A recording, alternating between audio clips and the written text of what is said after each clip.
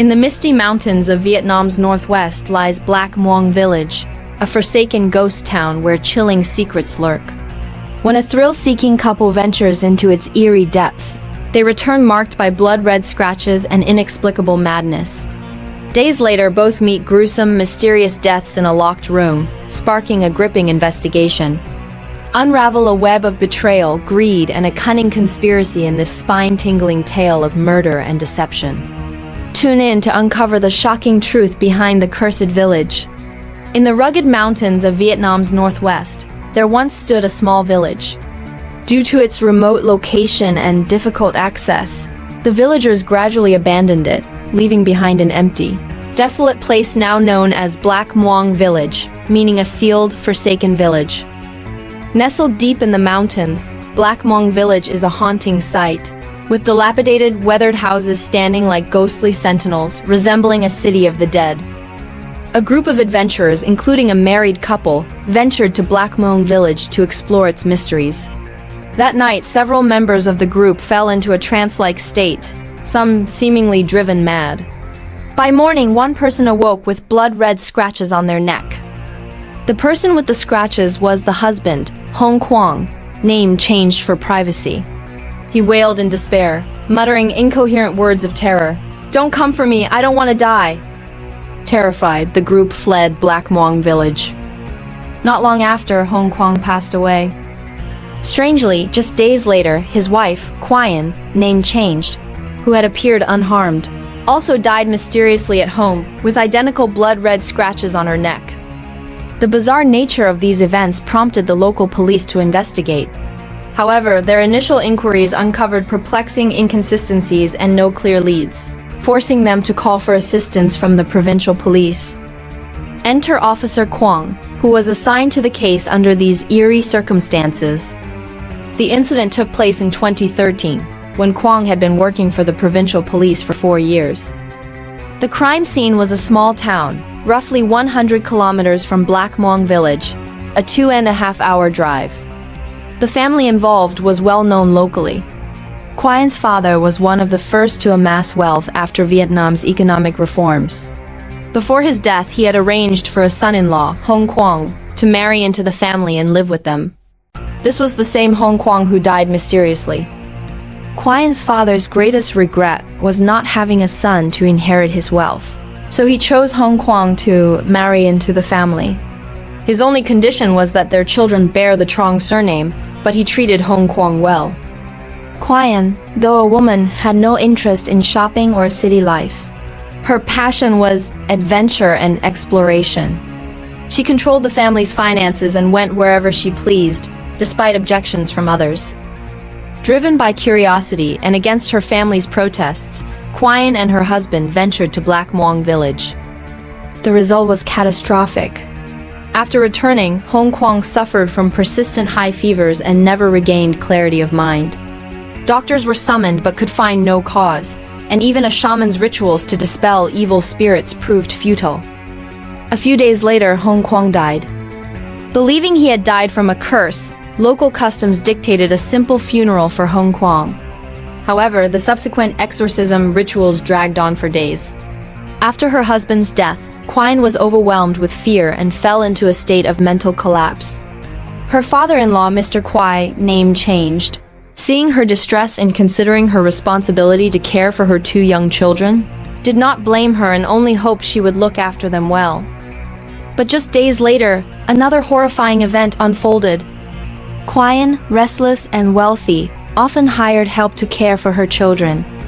In the small town, finding a good housekeeper was easy, with salaries ranging from 3 to 5 million VND per month. Miss Tai, a relative of Quian, had raised 2 children of her own and was experienced. Needing money for her children's education, she was hired by Quian as a full-time housekeeper. According to Miss Tai, she lived at her own home and came to Quian's house each morning to do chores and care for the children. On the morning of the incident, as usual, she arrived at Quian's house, used her key to enter, and went to the first-floor kitchen to prepare breakfast. After finishing, she went upstairs to the second floor to call Quian for breakfast. But there was no response, only the sound of Quian's baby, Trong Bo, crying. Given Hong Kwang's recent death by curse, Miss Tai was too frightened to check alone and called a neighbor, Sang, for help. Sang, a tall and sturdy young man, sensed something was wrong and immediately pried open the bedroom door. The scene inside was horrifying. Trong Bao was crying hysterically in his crib, while Quian lay dead on the bed, her face pale and contorted in terror. Quian's expression was ghastly, as if she had seen something terrifying. Her mouth was agape, her eyes bulging, and her neck bore blood-red scratches, identical to those on Hong Kwang when he died. Sang was the first to regain composure and called Quian's father-in-law Mr. Kwai. When Mr. Kwai arrived, he too was stunned by the gruesome scene. In his grief, Mr. Kwai quickly summoned a shaman to perform an exorcism, fearing the evil spirit might harm him or his 2 grandchildren. The exorcism lasted an entire day, and before Quian could be laid to rest, the police arrived. According to local tradition, if the people don't report, the authorities don't pursue, so Hong Kwang's death initially went unnoticed by the police. But when such a shocking event shook the small town, rumors spread quickly, and someone alerted the authorities. Upon seeing Quian's body, Officer Kwang immediately noticed something suspicious. While Quian appeared to have died of fright, there was a faint strangulation mark on her neck. Combined with her bulging eyes and open mouth, Kwang deduced that the preliminary cause of death was asphyxiation. In other words, Quian was likely murdered. Unfortunately, the exorcism rituals had completely destroyed the crime scene, leaving no valuable evidence. The small town lacked a professional forensic team, so the provincial police were called in. Quian's home was a 3-story, self-built villa. The first floor was for entertaining and dining. The second floor housed Quian's and her children's bedrooms. And the third floor contained Hong Kwang's room and a storage area. According to Mr. Kwai, Quian had complained that Hong Kwang's loud snoring disturbed her, so the couple always slept separately. After Hong Kwang's death, the third floor was sealed off and no one entered. Quian's bedroom door was ajar, but the lock was broken. Upon entering, a pungent smell of incense filled the air. The room was a shocking sight. Ash from incense covered the floor. Yellow ritual paper was plastered everywhere, and a menacing statue of a deity stood in the corner. The room was thick with smoke, resembling a ritual site. The crime scene was so thoroughly compromised that the police had little hope of finding clues. But unexpectedly, Kwang noticed something unusual in Quian's bedroom. The window in her room was different from the others. While other rooms had sliding windows that could only open a small gap, too narrow for an adult to pass through, a common anti-theft design in Villa's Quian's window was a horizontal sliding type, large enough for an adult to climb through easily. Could the killer have entered through the window? How long has this house been built? Kwang asked. About 7 or 8 years, Mr. Kwai replied. This window is different from the others. Was it renovated later?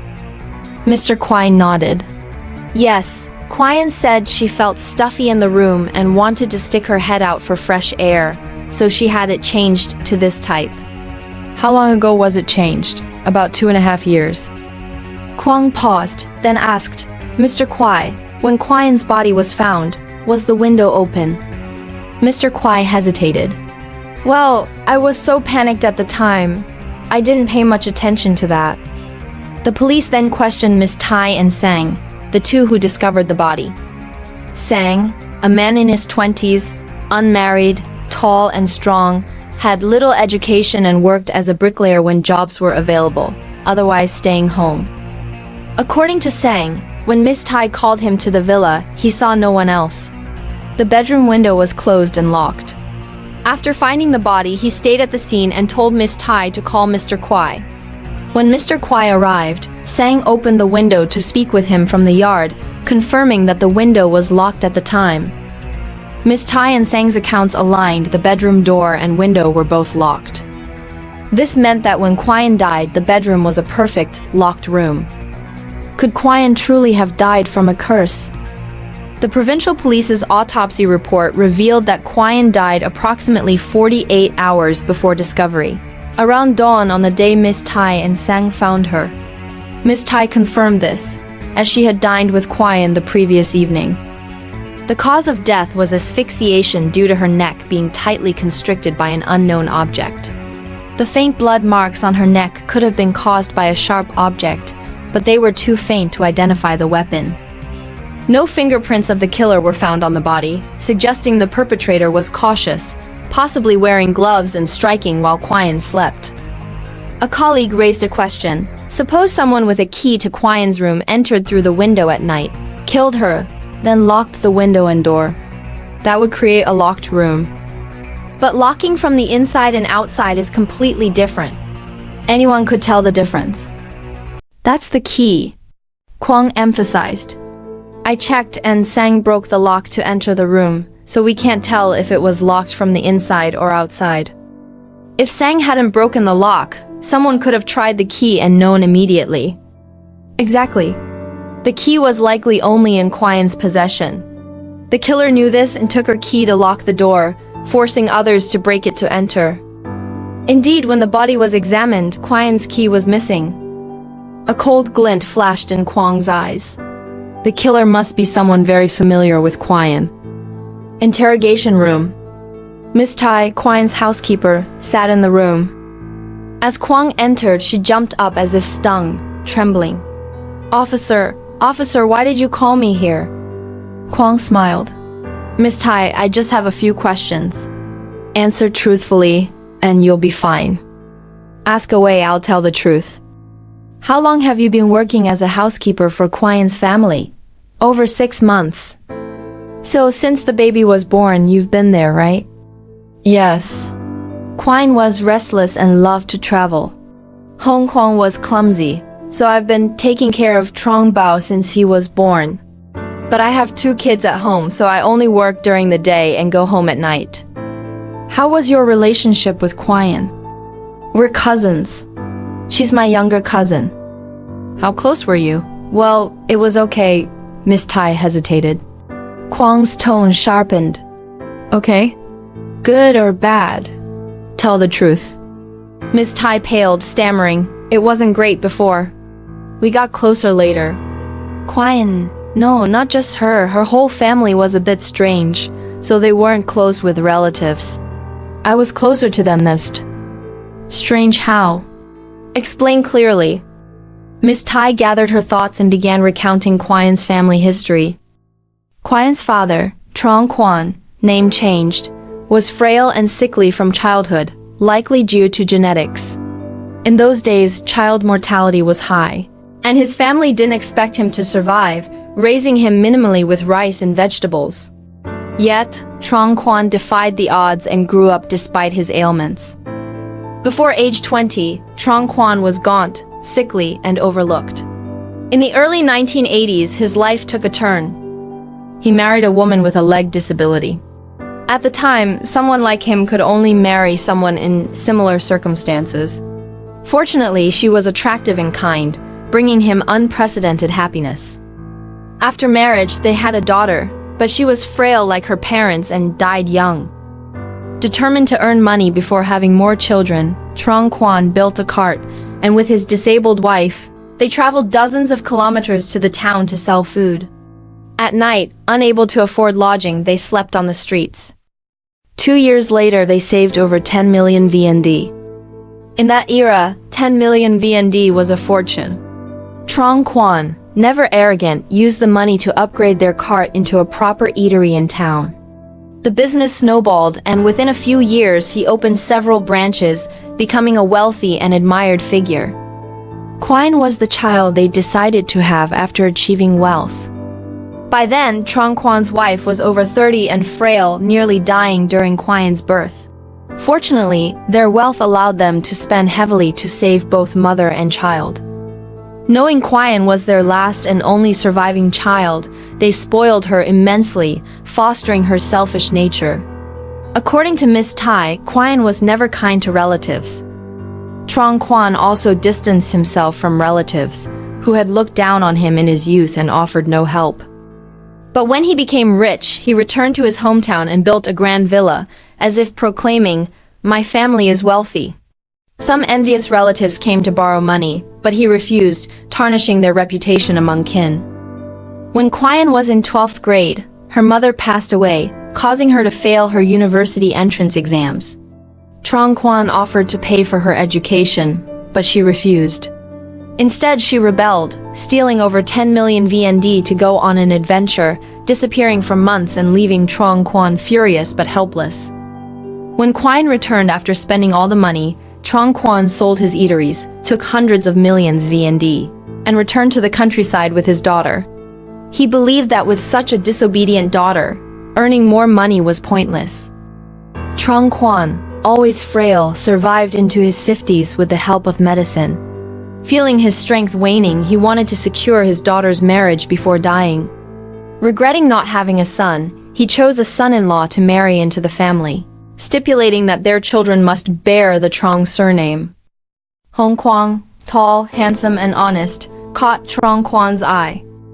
Before passing away, Trong Quan managed to organize Quian's wedding, fulfilling his wish, and died soon after, never seeing his grandchildren. However, his daughter and son-in-law honored his wish, naming their first child Trong Jia Wei, name changed. 3 years later, their second child, Trong Bao, whom Ms. Tai cared for, was born. Ms. Tai emphasized that for years almost no relatives were close to Quian's family except her. When Quian gave birth to Jia Wei, she had no milk, while Ms. Tai, having just had her second child, had plenty and occasionally breastfed Jia Wei, earning Quian's gratitude. Ms. Tai added that when Trong Bao was born, Quian immediately hired her to care for him at a high salary of 6 million VND, as Ms. Tai needed money for her children's education. Their relationship wasn't exactly warm but mutually beneficial. After Ms. Tai finished, Kwang asked, "How did Quian treat Hong Kwang's family?" "I heard she built a house for Mr. Kwai and funded Keen Hong Kwang's younger brother through university. Their relationship must be good." "Good? Hardly." Ms. Tai scoffed. "That house cost less than 20 million VND, yet she bragged about it constantly in front of Mr. Kwai. His wife died early and Quian often mocked him for being a widower, ignoring that her own mother died young too.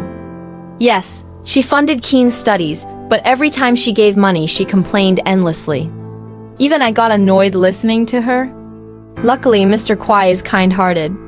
Despite Quian's daily harsh words, he still faithfully took Jia Wei to kindergarten. "And Hong Kwang? How did Quian treat him?" Miss Tai sighed. "Kwang was a good man, tall, decent-looking. But he was too timid, less respected in the house than me, a housekeeper." He was practically a free driver. Quian scolded him daily. "Being a live-in son-in-law is pitiful. No matter how broke I get, I'd never let my sons marry into a rich family." Seeing Miss Tai ramble, Kwang cut her off and told her to rest in the next room. The interrogation room fell silent. A forensic investigator watching Miss Tai leave suddenly said, "Kwang, are you suspecting?" Kwang nodded. "Yes, Mr. Kwai and Keen have strong motives. First, Quian repeatedly humiliated them, even driving Keen to leave for work in the city out of anger. Second, Hong Kwang's death was directly tied to Quian. If she hadn't insisted on going to Blackmail village, he wouldn't have died. Third, the children bearing the Trong surname is a great shame in rural areas. If Quian died, the children could take the Hong surname. Fourth, and most importantly, if Quian died, her hundreds of millions in assets would go to her children, effectively falling into Mr. Kwai and Keen's hands. They're the prime suspects." Exactly, that explains the locked room. Mr. Kwai and Keen knew Quian's habits well, and had a key to the gate. One or both could have sneaked in at night, killed Quian, locked the door, and left, creating a perfect fake crime scene. Precisely, it's highly likely. But they probably didn't enter through the gate, but the window. Kwang outlined the possible sequence of events. That night, the weather was hot, and Quian left her window open while sleeping. One or both of Mr. Kwai and Keen climbed in through the window, strangled Quian, took her key, locked the bedroom door from the outside, and left through the main gate. Since they had a gate key, entering and exiting was easy, making the bedroom a locked room. The only flaw was that the door was locked from the outside, not the inside, but Sang's breaking of the lock concealed this. Even if Sang hadn't been there, Miss Tai would have called Mr. Kwai, who could have broken the door, achieving the same effect. However, this was only a hypothesis, not yet the truth. Having identified suspects and motives, the next step was to verify their alibis whether Mr. Kwai and Keen were elsewhere when Kwai was killed. If not, they would remain prime suspects. Kwong said firmly, "I'm going to Black Muang Village." To Black Muang Village? Yes. If Kwai was murdered, Hong Kwong's death is also suspicious. I want to check for anything unusual there. And one more thing, I need your help. What is it? Nothing major. I want you to examine Hong Kwong's body. The forensic investigator's face darkened. Locally, Hong Kwong was believed to have died from a curse, and his body had been sealed with exorcism rituals. Digging it up for an autopsy would face significant resistance. If Hong Kwong's family objected, the police might have to back down to avoid conflict. Knowing the difficulty, Kwong quickly added, "If it's not feasible, forget it." But the forensic investigator replied, "I'll try. If they agree, great. If not, we'll focus on Kwai's case for now," Kwong finished. After discussion, the team was tasked with investigating Mr. Kwai and Keen, while Kwong drove over 100 kilometers to Black Muang Village. Unfortunately, the trip yielded no results, and Black Muang Village was ruled out as a factor. Meanwhile, the investigation revealed that both Mr. Kwai and Keen had airtight alibis. On the night Kwai died, Mr. Kwai was at the hospital with his grandson Jia Wei, confirmed by doctors and nurses. Keen was at a card game all night, verified by the shop owner and other players. Their perfect alibis eliminated them as suspects. The trail went cold. If it wasn't them, who was it? A hired killer? The team wondered. This was possible, but without evidence, the investigation hit a dead end. Kwong suddenly recalled something and asked, "What about Hong Kwong's body? Can it be examined?" I spoke with the family, but they strongly opposed it. This response effectively closed the possibility of an autopsy. On the surface, Hong Kwong's death wasn't directly linked to Kwai's murder. Without the family's consent, the police couldn't exhume the body. The room fell silent, and the investigation stalled. Kwai, ignoring warnings, went to Black Muang Village with Hong Kwong. They joined an exploration group and spent the night in the village. In the middle of the night, Hong Kwong went mad, with scratches appearing on his neck. After returning home, Hong Kwong died from a curse. Days later, Kwai died mysteriously in a locked room from asphyxiation. Connecting the events, Kwong realized a bizarre possibility. I heard Hong Kwong's funeral was very simple. How simple? Just a basic exorcism and burial, completed in 2 days. Local customs usually require keeping the body for at least 5 days and holding a feast. Did you see Hong Kwong's body? No, because he died from a curse. The body was covered in black cloth. I believe only family saw it. At this, the team's eyes widened. Are you saying you suspect Hong Kwong isn't dead? Kwong nodded firmly. Exactly, that's my suspicion. How could Hong Kwong, supposedly dead for a week, still be alive? Kwong explained. First, when Hong Kwong died, Kwai was in a state of panic and mental instability, so she may not have been by his side. The only witnesses to Hong Kwong's death were Mr. Kwai and Keen. Second, the funeral was overly simplistic, with the body covered in black cloth. While the excuse was a curse, it was a convenient way to conceal the truth from others. Third, yesterday I proposed examining Hong Kwong's body, but the family refused. They might be hiding that the body isn't Hong Kwong's or that there's no one in the coffin at all. So, the person who killed Kwai was Hong Kwong. Exactly. Kwong nodded firmly. Hong Kwong may not be dead, but in hiding. He could have sneaked into the room through the window, killed Kwai, and created the locked room. Compared to Mr. Kwai and Keen, he could do this more easily. At Black Muang Village, he might have deliberately caused a disturbance, faked his death to deflect suspicion from himself, and waited for the opportunity to strike. After the deed, he only needed to avoid returning to the town, change his identity, and live freely. With the money at his disposal, he could live comfortably anywhere. But the problem is, Kwang sighed. The best way to confirm this is to examine Hong Kwang's body. But if the family doesn't agree, it's nearly impossible. For superstitious people, reasoning alone is rarely persuasive. If Hong Kwang faked his death, the family would be even less likely to allow the body to be exhumed. The forensic investigator thought for a moment and said, "I have an idea. It may not guarantee an autopsy, but it could confirm whether the body in the coffin is Hong Kwang's." What's the plan? According to local customs, a deceased couple is buried together. If Kwang is to be buried, Hong Kwang's grave will surely be opened for the joint burial. At that time, we can request to inspect the coffin. If Hong Kwang's family refuses, it strongly suggests the body isn't his. Kwang's eyes lit up. Let's do it. To avoid arousing suspicion from Mr. Kwai's family, Kwang pretended to return to the provincial office, while the local police informed Mr. Kwai that the investigation was closed. Kwang's funeral was then allowed to proceed. 2 days later, Kwang received word that Kwang's funeral had concluded, and she was to be jointly buried with Hong Kwang that morning. Kwang's funeral, like Hong Kwang's, lasted only 2 days and was notably simple. At the hillside cemetery, Kwang saw only about a dozen people from Mr. Kwai's family, including Mr. Kwai and Keen, busy with preparations. From Kwang's side, only Miss Tai attended, underscoring how little her relatives cared for her. Did they agree to open the coffin? Surprisingly, Mr. Kwai agreed. However, they only permitted a brief look inside, not a full autopsy.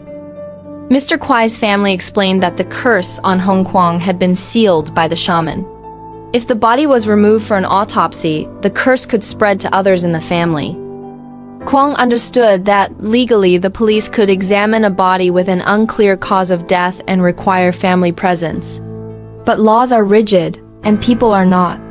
Many superstitious families resist autopsies, sometimes violently, a common issue. The police had to be understanding, as their goal was only to verify if the body was Hong Kwang's, making an autopsy less critical. As the grave was dug up, tension grew. After all, the scene about to unfold could reveal the truth of a major case. How could it not be nerve-wracking? An hour later, the grave was fully excavated, revealing Hong Kwang's coffin, a high-quality wooden one, made of solid, durable, corrosion-resistant wood, typically used for coffins but expensive. Hong Kwang's family had money, and though the funeral was simple, the coffin was the best available. "Officers, must you really look?" Mr. Kwai's face darkened. In his conservative mindset, opening a coffin was a bad omen, as if inviting death upon himself. "Mr. Kwai, we're very sorry, but we must open the coffin for a quick look," Kwang said. Mr. Kwai's expression was grim as he conferred with his relatives. After a while, an elderly man over 70 nodded. "Officers, we're agreeing out of respect for you. If the cursed person is Hong Kwang and something goes wrong, our Hong family will bear it. We hope this is the only time, no more after this." The officers quickly smiled appeasingly. Yes, you're right, just this once." Kwang stood aside, uncomfortable but helpless. A strong man jumped into the pit, pried the nails from the coffin lid, and with effort lifted one end. A pale face appeared. Kwang rushed forward to observe.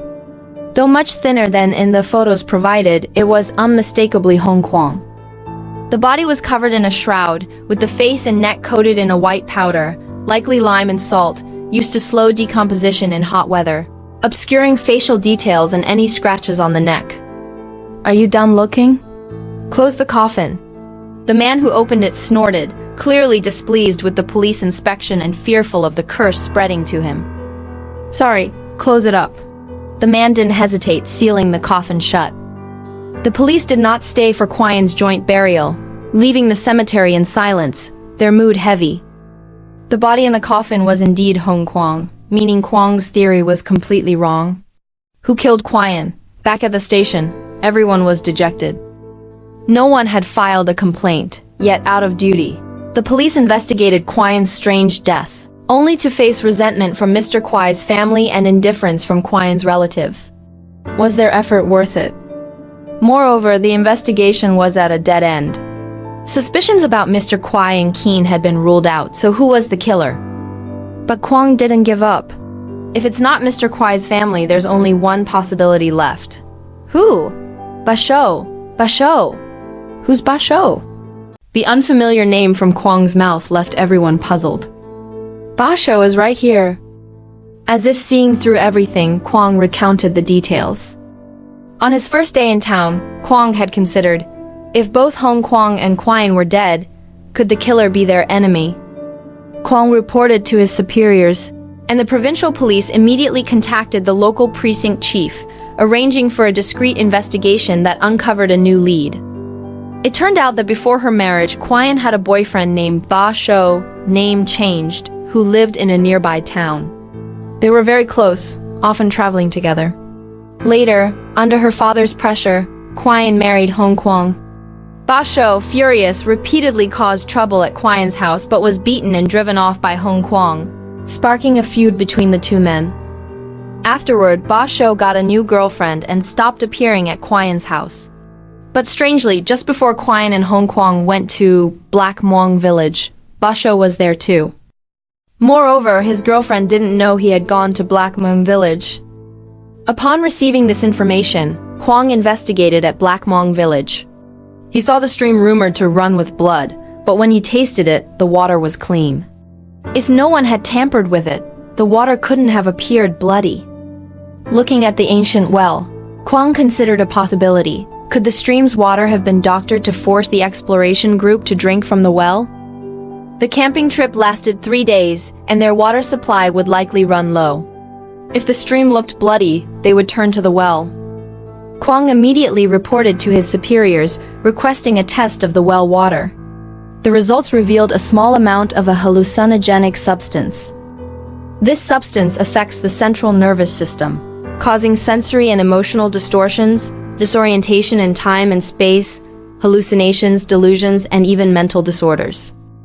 Though the concentration in the well was low, at the time of the incident, it was sufficient to cause hallucinations. Thus, Hong Kwang's frenzied state was not fake, it was real.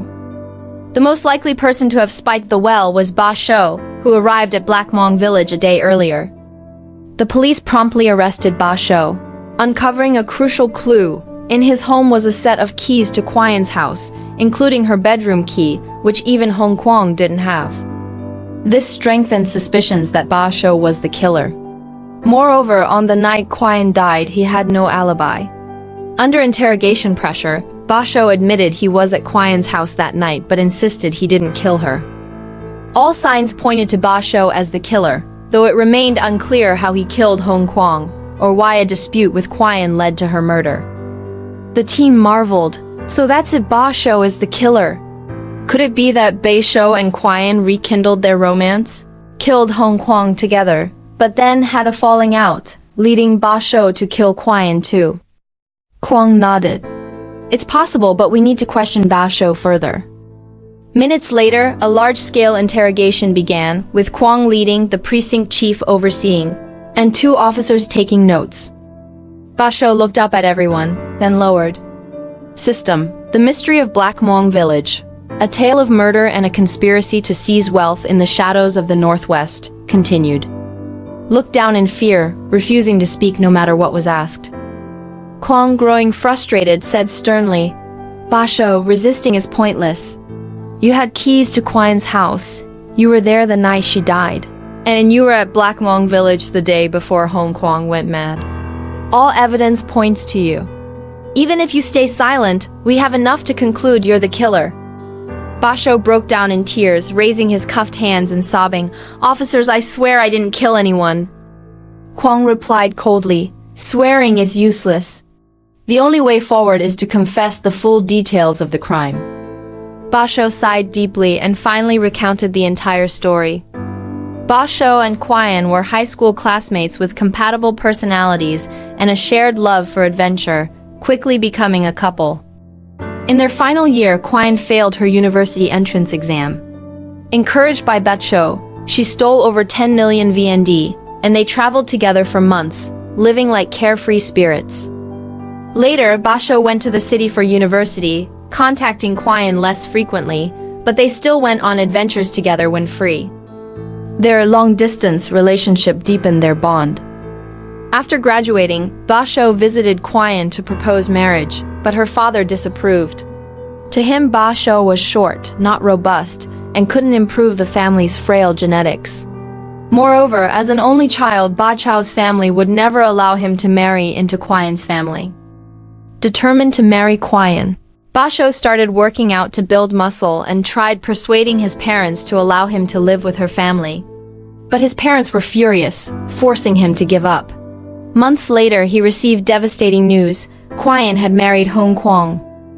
Basho went to Quian's house to cause trouble but felt intimidated, as Hong Kwang was tall, strong, good-looking, and willing to marry into the family, outshining Basho in every way. Basho gave up and returned home in tears. A year later, after Quian gave birth, she sought out Basho, saying Hong Kwang was dull and uninteresting, and she only felt happy with Basho. She added that if her father hadn't forced her to marry Hong Kwang, she would have chosen Basho. Basho, still deeply in love, softened at her tears and they rekindled their relationship. Initially, Basho felt guilty, but over time he grew comfortable. Quian was wealthy, often giving him a few million VND, satisfying both emotionally and materially. Why wouldn't he continue? After reconnecting with Basho, Quian lost all interest in Hong Kwang. To facilitate their meetings, she moved Hong Kwang to the third floor, gave Basho keys to her house, and when renovating changed her bedroom window to a horizontal sliding type so Basho could sneak in at night for secret thrills. At this point, Kwang and the team realized the window was changed to enable Quian's affair. Their clandestine relationship continued, both enjoying it immensely.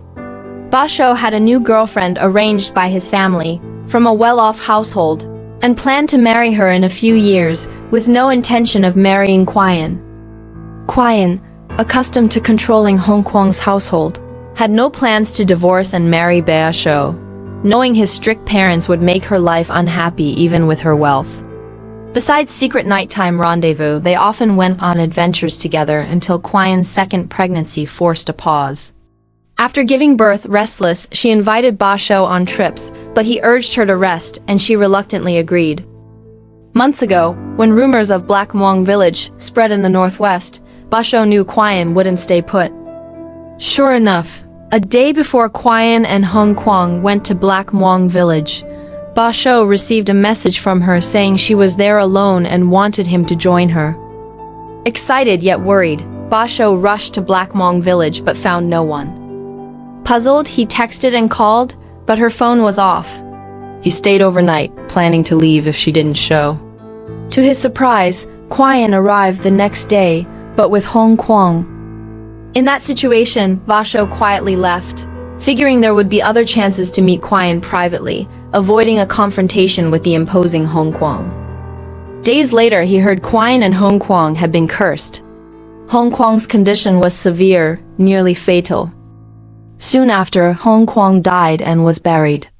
Concerned for Quian, Basho sneaked into her house to check on her, only to be scolded as heartless for not coming sooner. Basho, confused, asked why she turned off her phone. Quian said she lost it days earlier and couldn't contact him. Basho calculated the timing. It matched the day she supposedly messaged him to come to Black Muang village. Strangely, Quian denied sending the message, so who did? In the following days, Basho visited Quian daily to comfort her as she neared a breakdown. The night before her death, he was there but left before dawn to avoid being seen by Miss Tai, who came to care for the children. If you don't believe me, check my phone. Quian's messages are still there. Basho sobbed. The provincial police chief made a call, and soon an officer brought an evidence bag containing Bacho's keys, phone, and belongings. The phone indeed had a message from Quian. I'm at Black Muang village, come meet me. Sent a day before Quian and Hong Kwang arrived, it was followed by Bacho's unanswered texts asking where she was.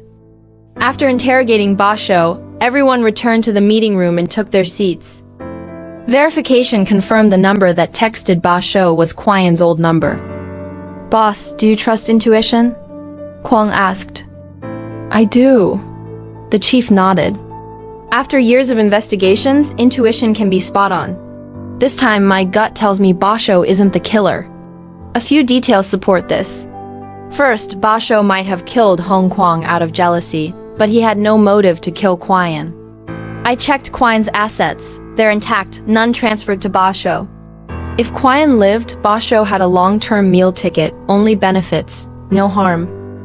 The chief paused, then continued, "Second, the hallucinogen in the well has a limited effect, wearing off in hours. Hong Kwang's symptoms were too dramatic.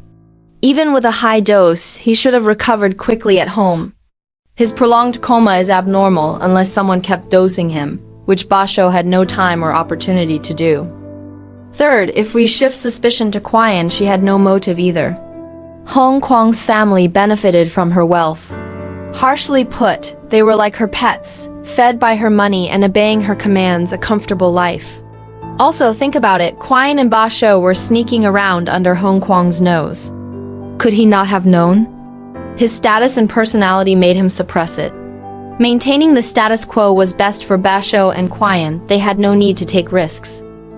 Fourth, as we saw, Ba Chow's phone had a message seemingly from Qian. It was indeed her old number. This suggests Ba Chow's trip to Blackmail village was likely orchestrated by the real killer to divert suspicion onto him. This analysis made sense, but then who killed Hong Kwang and Qian? This person orchestrated a grand scheme, killing both and framing Ba Shou. Silence fell again, seconds ticking by, yet no one found a clue. After a long pause, Kwang looked up, eyes gleaming, hesitating before addressing the chief. "Boss, what's with the I?" "Speak up, we're listening," the chief urged. As if resolving himself, Kwang gritted his teeth and said, "Boss, I think your intuition is wrong this time." The team was taken aback. Rarely did a subordinate challenge a superior so directly. But the forensic investigator beside him was thrilled, knowing the chief wouldn't reprimand Kwang, and that this boldness signaled a major breakthrough was near. Looking at the chief, Kwang, having spoken out, held nothing back and raised his voice. From Ba Chow's statement, "I noticed something. After Qian and Hong Kwang's first son was born, Qian quickly rekindled her affair with Ba Shou, even moving Hong Kwang to the third floor to sleep separately. So, who is Trong Bao's father?" This was a bombshell. Everyone had been so focused on the case they hadn't considered such gossip. Kwang continued, "I'd bet 8 or 9 out of 10 that Trong Bao's father is Ba Shou. Even Trong Jia Hai's father might be Ba Shou. Though Qian had less contact with Ba Shou early in her marriage, it's possible she got pregnant secretly. Thus, Ba Shou had a motive. If Qian and Hong Kwang died, the children would legally inherit the estate. Even if Ba Shou couldn't claim it immediately, he could later use his blood tie to the kids to seize Qian's wealth. Even if only Trong Bao is his, he could claim half the estate, far more than the millions Qian gave him. Test the DNA of the 2 children and Ba Shou immediately. No one expected the most shocking truth was yet to come. Officers brought 2 DNA experts to the town. Kwang led them to a break room where Ba Shou sat, eyes vacant.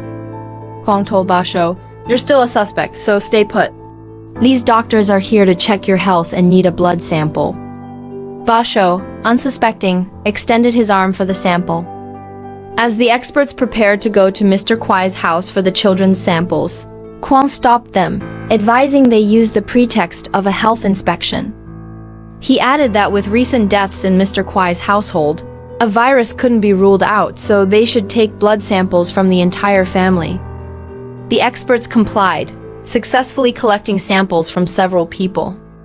One expert rushed back to the province for urgent testing, while the other stayed in town. Before night fell, a thrilling revelation arrived. The urgent DNA results showed Trong Jia Wei was not related to Ba Shou, but Trong Bao was indeed his son.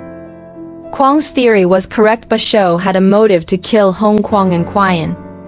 However, this was expected and not the most shocking result. What truly stunned everyone was another finding.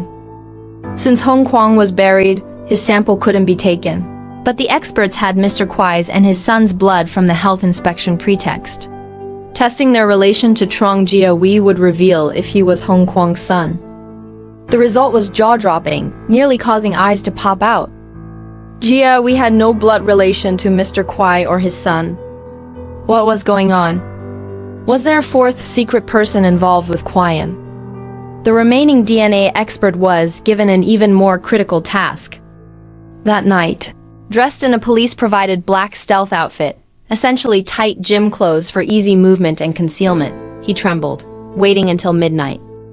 At midnight, several officers also in black gathered and headed to a chilling destination, the hillside cemetery. Yes, the mission was to dig up the grave for samples. Stealing the body might be an overstatement. The goal was to take a small sample from Hong Kwang's body for DNA testing, but it required excavating the entire grave. 5 men in black under cover of night dug up a fresh grave, opened the coffin, and took samples from a decomposing, grimacing body. Recalling the moment they lifted the coffin lid and shone a flashlight on Hong Kwang's pale face, everyone shuddered. Initially, they planned only to take a small sample, but the officers went further, removing Hong Kwang's body entirely for the forensic investigator to examine on site. In over a decade of work, they'd seen many bodies, but never in such a creepy setting. Without Kwang's calming presence, someone might have fainted. After taking the sample, the DNA expert was dizzy and unsteady. But Kwang, unfazed, stared intently at Hong Kwang's body while the forensic investigator took infrared photos and worked on something. By the time an officer drove the DNA expert back to the province, his legs were still shaking. Hours later, the urgent DNA results came. Trong Jia-wee was related to Hong Kwang. In other words, Trong Jia-wee was Hong Kwang's biological son. But the test between Hong Kwang and Mr. Kwai ruled out any relation. Hong Kwang was not Mr. Kwai's son. This result was shocking. Soon after, the case finally came to light.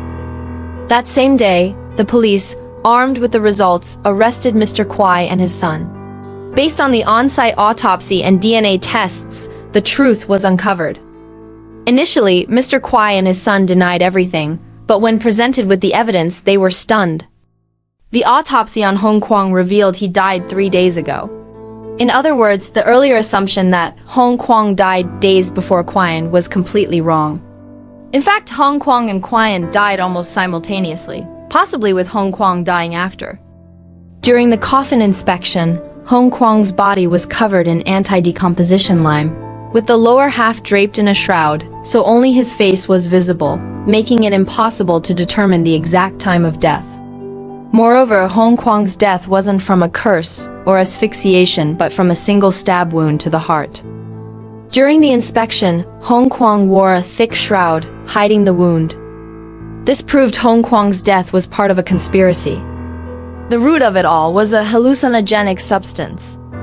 This substance is hard for ordinary people to dose or obtain legally, but Keen, a medical university research student, had access. Keen's university lab confirmed a vial of a potent hallucinogen was missing. The case was so complex that only someone highly intelligent could orchestrate it so meticulously. Thus, the police suspected Keen, an outstanding medical research student, was the mastermind. Faced with undeniable evidence, Mr. Kwai and Keen's psychological defenses collapsed, and they confessed the truth. It turned out the entire case stemmed from Mr. Kwai and Keen's deep hatred for Kwaian and their insatiable greed. Mr. Kwai's family lived in the countryside. Shortly after marrying, Hong Kwang was born. Though he never said it aloud, Mr. Kwai knew Hong Kwang wasn't his son. How could his wife give birth just 6 months after their wedding? But given his circumstances, marrying at all was fortunate, so he didn't dwell on it and raised Hong Kwang as his own until Keen was born years later. In appearance, Hong Kwang far surpassed Keen, but Mr. Kwai poured all his love into Keen, his true son. While other families had younger siblings wear the elders' hand-me-downs, in Mr. Kwai's house, Hong Kwang wore Keen's old clothes, which were often too short, exposing his limbs. In summer it was fine, but in winter's cold, Hong Kwang shivered. Yet Hong Kwang never complained, brainwashed from childhood by his father's mantra that the elder must sacrifice for the younger. As he grew, Hong Kwang became the family's main laborer, working hard to fund Keen's education and his parents' expenses. With only a middle school education, he did manual labor, earning 2 to 3 million VND monthly. Years ago, two major events hit Mr. Kwai's family: his wife's death and Keen's admission to medical university. Keen's university costs soared, and Hong Kwang's income couldn't cover them. At that time, wealthy Trong Quan sought a son-in-law to marry into his family. Mr. Kwai, trying his luck, was surprised when Trong Quan chose Hong Kwang. Trong Quan's condition, that grandchildren bear the Trong surname, was trivial to Mr. Kwai, as Hong Kwang's children weren't his blood anyway. After Hong Kwang married Quian, Mr. Kwai was initially pleased. Quian spent 20 million VND building them a house, covered Keen's tuition and living expenses, and gave Mr. Kwai monthly allowances. Compared to their past poverty, life improved significantly. But human greed is boundless. Seeing Quian's family of 3 in a grand villa with hundreds of millions in the bank, Mr. Kwai felt resentful. Why should a harsh woman like Quian have everything while his family was at her mercy? Keen suffered even more. Each month, he had to beg Quian for money, enduring her mockery. For a proud student like Keen, this was unbearable. Back home, Keen hid in his father's small room, cursing Quian with him. He'd considered revenge, but hadn't found the right opportunity. Until one day, when Hong Kwang ran to his father and brother, revealing Quian's affair with Ba Shou and her pregnancy with another man's child, Keen saw his golden opportunity. Keen questioned Hong Kwang closely about Quian's infidelity. Hong Kwang, thinking his brother was consoling him, poured out his heart. Brainwashed from youth, Hong Kwang was submissive, evident in his willingness to be a live-in son-in-law without complaint despite his tall, handsome appearance. But even a gentleman has limits. Seeing Quian treat his father and brother like dogs and openly cheat with Ba Shou, Hong Kwang, though outwardly compliant, seethed with hatred. This hatred peaked when Quian became pregnant with Trong Bao. That year, Hong Kwang had little intimacy with Quian, and the few times were perfunctory. He was certain Trong Bao wasn't his. After Trong Bao's birth, Quian handed Trong Jiahui to his grandfather but doted on Trong Bao like a treasure, pushing Hong Kwang's resentment to its limit. Unable to bear it, he confided in his father and brother. Seeing his brother's pain, Keen feigned sympathy, but was inwardly ecstatic, sensing his long-awaited chance had arrived. Thus he devised a grand plan: murder and wealth seizure. First, he and his father brainwashed Hong Kwang, planting the idea that without Quian, our family would be happy. Next, he chose the remote Black Mong village for the plan, fabricating ghost stories and spreading them through various channels. Knowing Quian's love for adventure, he was certain she'd investigate a mysterious Black Mong village in the northwest. Then he stole a vial of potent hallucinogen from his university lab, intending to make Quian appear cursed, so her death would seem natural and unsuspicious. Finally, he arranged for Ba Shou to arrive at Black Mong village a day early to divert police suspicion toward him. The perfect person to kill Quian was Hong Kwang. Hong Kwang, under the pretext of protecting Quian, went with her to Black Mong village, slipping her the hallucinogen to induce a cursed state, while also acting out his own cursed performance. Back home, Hong Kwang, with Keen and Mr. Kwai, faked his cursed death, burying an empty coffin while he hid. Days later, Hong Kwang, catching Quian off guard, strangled her, staging the scene to look like she too died from a curse. Both spouses visiting Black Mong village and dying from a curse seemed perfectly plausible. Keen convinced Hong Kwang that killing Quian would allow him to take the money, change his identity, and live happily. But in truth, Keen planned to kill Hong Kwang from the start, as only his death would perfect the plan and ensure the hundreds of millions fell into Keen's hands. Everything was set, and the murder and wealth seizure plan began. The day before Hong Kwang and Quian went to Black Mong village, Keen stole Quien's phone and texted Ba Shou. When Ba Shou replied he'd come, Keen tossed the phone into a river. Ba Shou, unsuspecting, rushed to Black Muang village but found no one. The next day, Hong Kwang brought Quien to the village, and Ba Shou, seeing the situation, slipped away. Here, Keen's first step succeeded. Step 2. Using the hallucinogen. Per Keen's original plan, Hong Kwang would spike Quien's water with the hallucinogen, causing a cursed state, then fake his own cursed death, followed by Quien's. But an unexpected issue arose. Another group arrived at Black Muang village to explore. Quien, loving excitement, suggested joining them. This threw Hong Kwang into a panic, and he called Keen for advice. Keen calmly instructed him to adjust the plan. Hong Kwang had enough hallucinogen to dose the well, affecting everyone and masking the truth. With so many people, getting them to drink well water instead of stream water was tricky. But Keen, a medical research student, had a solution. On the second evening of camping, Keen told Hong Kwang to spike the well, while he sprinkled red dye upstream, turning the clear stream into blood water. Frightened by the stream, everyone used the well water, achieving Keen's goal. That night, the hallucinogen took effect, causing varying degrees of hallucinations. Hong Kwang added a performance, scratching his neck until it bled and screaming about ghosts. Already spooked by the blood water, the group stayed overnight, as descending the mountain at night was unsafe. That night, strange events unfolded, and unable to bear it, they fled in terror. Two explorers, unaware of the truth, brought the unconscious Hong Kwang and terrified Quien home, reinforcing the curse narrative. Keen was pleased. The plan proceeded smoothly. After Hong Kwang's fake death, he hid near the house, watching Quien's every move, waiting for his chance.